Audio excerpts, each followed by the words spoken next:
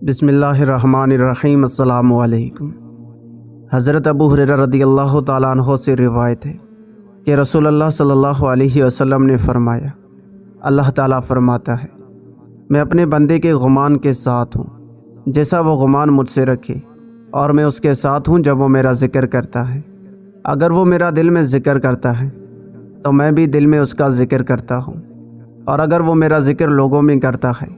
تو میں ان لوگوں سے بہتر لوگوں میں اس کا ذکر کرتا ہوں، اور اگر وہ مجھ سے ایک بالشت نزدیک ہوتا ہے تو میں ایک ہاتھ اس کے قریب ہوتا ہوں، اور اگر وہ چل کر میرے پاس آتا ہے تو میں اس کی جانب دوڑ کر آتا ہوں۔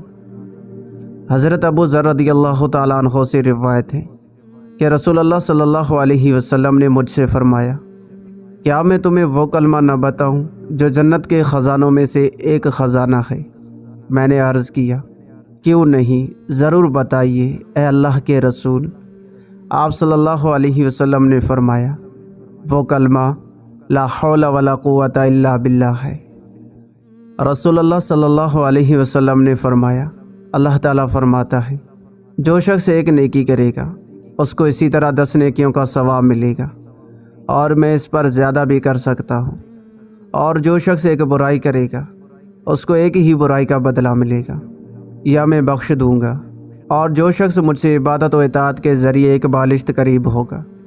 تو مجھ سے ایک ہاتھ نزدیک ہوں گا، اور جو شخص مجھ سے ایک ہاتھ نزدیک ہوگا تو میں اسے ایک باغ یعنی دونوں ہاتھ قریب ہوں گا۔ اور جو شخص میرے پاس معمولی چال سے چل کر آئے گا تو میں اس کے پاس دوڑ کر آؤں گا، اور جو شخص مجھ سے زمین بھر گناہوں کے ساتھ ملے گا اس حال میں کہ وہ میرے ساتھ کسی کو شریک نہ ٹھہراتا ہو، تو میں اس کے گناہوں کے برابر بخشش لے کر اس سے ملوں گا۔ حضرت ابو درداء رضی اللہ تعالیٰ عنہ سے روایت ہے کہ نبی کریم صلی اللہ علیہ وسلم نے فرمایا، کیا میں تمہیں وہ عمل نہ بتاؤں جو تمہارے اعمال میں سب سے بہتر عمل ہو، اور تمہارے مالک کو سب سے زیادہ محبوب ہو، اور تمہارے درجات کو بلند کرتا ہو، اور تمہارے لیے سونا چاندی خرچ کرنے اور دشمن سے ایسی جنگ کرنے سے کہ تم ان کی گردنیں مارو اور وہ تمہاری گردنیں مارے بہتر ہو؟ لوگوں نے عرض کیا، اللہ کے رسول، وہ کون سا عمل ہے؟ آپ نے فرمایا، وہ اللہ کا ذکر ہے۔ اور معاذ بن جبل رضی اللہ تعالیٰ عنہ کہتے ہیں